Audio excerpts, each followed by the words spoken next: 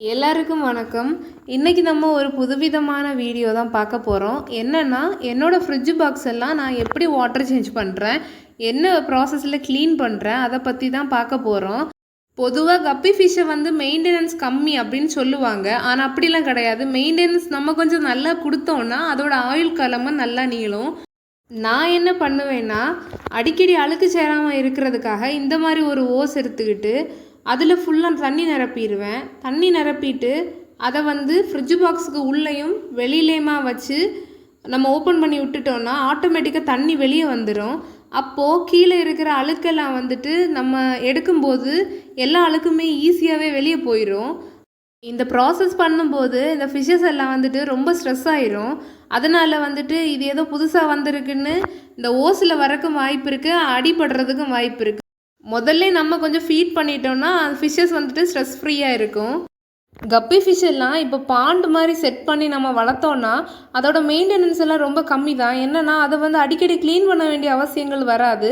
ஆனால் இந்த மாதிரி ஃப்ரிட்ஜ் பாக்ஸ் வச்சு வளர்க்கும்போது அதில் கம்மியான ஃபிஷ்ஷஸ் இருந்துன்னா நம்ம அடிக்கடி க்ளீன் பண்ண வேண்டிய அவசியங்கள் வராது. ஆனால் நிறைய ஃபிஷ்ஷஸ் இருந்துன்னா அழுக்குகள் அதிகமாகும். அழுக்குகள் அதிகமாகிடுச்சுன்னா இன்ஃபெக்ஷன் எல்லாம் வர்றதுக்கு வாய்ப்பு இருக்குது. அதனால் என்ன பண்ணணும்னா நம்ம தண்ணியை மொத்தமாக எடுத்துகிட்டு திரும்ப மாற்றுறோம் அந்த மாதிரியெல்லாம் இருந்துன்னா அப்போவுமே மீன்கள் அடிபடுறதுக்கு வாய்ப்பு இருக்குது. இந்த மாதிரி கொஞ்சம் தண்ணி எடுத்துகிட்டு திரும்ப ரீஃபில் பண்ணுற மெத்தடில் நம்ம யூஸ் பண்ணோன்னா மீன்கள் நிறைய நாள் சர்வைவ் ஆகும். இன்னொரு முக்கியமான விஷயம் என்னென்னா, நம்ம இப்போது ஃப்ரிட்ஜ் பாக்ஸ்லேயே இருக்கட்டும், பாண்டாக இருக்கட்டும், ஏதோ ஒரு செட்டப்பில் அள்ளி எல்லாம் செட் பண்ணி வளர்த்தோன்னா மீன்களோட வளர்ச்சியும் சீக்கிரமாக இருக்கும். இன்னொன்று அதுகளோட ஆயுள் காலமும் நல்லா இருக்கும். இப்போ நம்ம பார்க்குற இந்த ஃப்ரிட்ஜ் பாக்ஸ் நான் முதல்ல க்ளீன் பண்ண அதே ஃப்ரிட்ஜ் பாக்ஸ் தான் இது. அந்த ஃப்ரிட்ஜ் பாக்ஸ் கொஞ்ச நாள் முன்னாடி இந்த நிலைமையில தான் இருந்துச்சு. என்னாச்சுன்னா இதில் நிறைய அல்லி அப்புறம் ஃபாக்ஸ்டைல்லாம் போட்டு வச்சுருந்தேன். ஆனால் என்ன ஆச்சுன்னே தெரியல, இந்த மாதிரி ஒரு கண்டிஷன் ஆகி இருந்துச்சு. உள்ள மீன் இருக்கான்னு தெரியல, ஒன்றுமே தெரியாமல் இது ஏதோ டீ தூள் கலக்கின மாதிரி தான் இருந்துச்சு. இதில் மீன் என்ன பண்ணுறதுன்னு எனக்கு புரியாமல் இருந்துச்சு.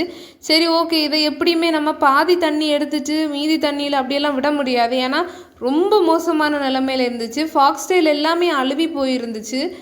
ஆனால் பொதுவாக ஃபாக்ஸ்டைல் வெயிலில் வச்சோன்னா நல்லா வளரதான் செய்யும். ஆனால் இது வெயிலில் தான் ஃபுல்லாகவே இருந்தது. ஆனால் எப்படி அழுகுச்சுன்னு எனக்கே தெரியல. அழுகுனனால தான் இந்த தண்ணி இந்த கலரில் ஆயிடுச்சுன்னு நான் நினச்சேன். அடுத்தது பார்த்தா எல்லா ஃபிஷ்ஷுமே செத்து போயிருக்குன்னு தான் நான் நினச்சேன். ஆனால் எல்லா ஃபிஷ்ஷுமே நல்லா தான் இருந்து. அதனால் இதை இப்படியே விட்டால் எல்லா ஃபிஷ்ஷும் செத்து போயிடும்னு சொல்லிவிட்டு எல்லா ஃபிஷ்ஷையும் தனியாக எடுத்துட்டு இந்த டப்பை மொத்தமாகவே க்ளீன் பண்ணிட்டேன். க்ளீன் பண்ணி தான் திரும்ப தண்ணி ஃபில் பண்ணி திரும்ப தான் மீன் போட்டிருக்கேன். அப்புறமா இந்த ஃப்ரிட்ஜ் பாக்ஸை க்ளீன் பண்ணுறது எனக்கு ரொம்ப பெரிய சவாலாக போயிடுச்சு. என்னென்னா இந்த கலரில் தண்ணி இருந்ததுனால ஃபிஷ்ஷஸ் எல்லாம் எங்கே இருக்குன்னு எனக்கு தெரியல. ஸோ இதில் வேறு கொஞ்சம் ஃபிஷ்ஷஸ் எல்லாம் இந்த அழுக்கு கடையில் ஓடி ஒளிஞ்சிட்டு இருந்தது. ஸோ ரொம்ப நேரம் ஆயிடுச்சு இந்த ஃப்ரிட்ஜ் பாக்ஸை க்ளீன் பண்ண. மொத்தமாக சரிச்சு கீழே ஊற்றிக்கிட்டு பிடிக்கலான்னு பார்த்தா திடீர்னு எங்கேருந்து தான் வந்தாங்களோ தெரியல, 2-3 குட்டிகள் ஓடிக்கிட்டு இருக்கு. சரி ஓகே, ஒரு குட்டியை நம்ம கீழே போகக்கூடாதுன்னு சொல்லிவிட்டு அதுவும் பொறுமையாக இருந்து பிடிச்சிட்டேன். மொத்தமாக ஒரு 5-6 குட்டி கிடச்சிது அன்னைக்கு. அதுக்கப்புறம் இதில் ஏற்கனவே மொத்தமாகவே இந்த ஃப்ரிட்ஜ் பாக்ஸை க்ளீன் பண்ணிவிட்டு ஏற்கனவே கொஞ்சம் தண்ணி பிடிச்சி வச்சுருந்தேன். அந்த தண்ணியெல்லாம் இதில் திரும்ப ரீஃபில் பண்ணிட்டேன். 2-3 நாள் நம்ம ஏற்கனவே பிடிச்சி வச்சுருக்க தண்ணி ஃபிஷ்ஷஸுக்கு விடுறது ரொம்ப நல்லது. ஏன்னா அதில் சின்ன அந்த இன்ஃபோசோரியா மாதிரி சின்ன நிறைய பூச்சிகள் எல்லாம் இருக்கும். ஸோ மீனுக்கு அது ரொம்ப நல்லது. திடீர்னு நம்ம வேறு தண்ணி விட்டுட்டோம், புது தண்ணியெல்லாம் விட்டுட்டோம்னா அது செட் ஆகாது. சில மீன்கள் இந்த ஒயிட் ஸ்பாட் மாதிரி செத்து போகிறதுக்கெல்லாம் வாய்ப்பு இருக்குது. இது ஏற்கனவே பிடிச்சி வச்சுருந்த தண்ணி. அதனால் நான் ஃபிஷ்ஷஸை கண்டிஷன் பண்ணுறதுக்கு எதுவுமே விடலை, அப்படியே ஃப்ரீயாக விட்டுட்டேன். முதல்ல இருந்த அழுக்கு தண்ணியில் ஃபிஷ்ஷஸ் ரொம்ப கஷ்டப்பட்டுருக்கும்னு நினைக்கிறேன். ஏன்னா இதில் விட்டதுமே அது ரொம்ப ஜாலியாக நீந்தி போயிடுச்சு. பார்க்குறதுக்குமே ரொம்ப அழகாக இருந்துச்சு. எல்லா ஃபிஷ்ஷஸையும் விட்டதுக்கப்புறம் இந்த ஃபிஷ்ஷஸ் எல்லாம் ஒரு இடத்துல போய் ஒதுங்கி நின்றுடுச்சு. ஃபிஷ்ஷஸ் எல்லாம் கொஞ்சம் ஸ்ட்ரெஸ்ஸாக இருக்கும்னு நினைக்கிறேன். ஸோ கொஞ்சம் ஃபாக்ஸ்டைலும் போட்டு ஃபுட்டும் போட்டுட்டேன். அதுக்கப்புறம் இது ஃப்ரீயாகவே இருந்துச்சு. ஸோ இந்த வீடியோ உங்களுக்கு பிடிச்சிருந்துச்சுன்னா லைக், ஷேர் அண்ட் சப்ஸ்கிரைப் பண்ணுங்கள். தேங்க்யூ.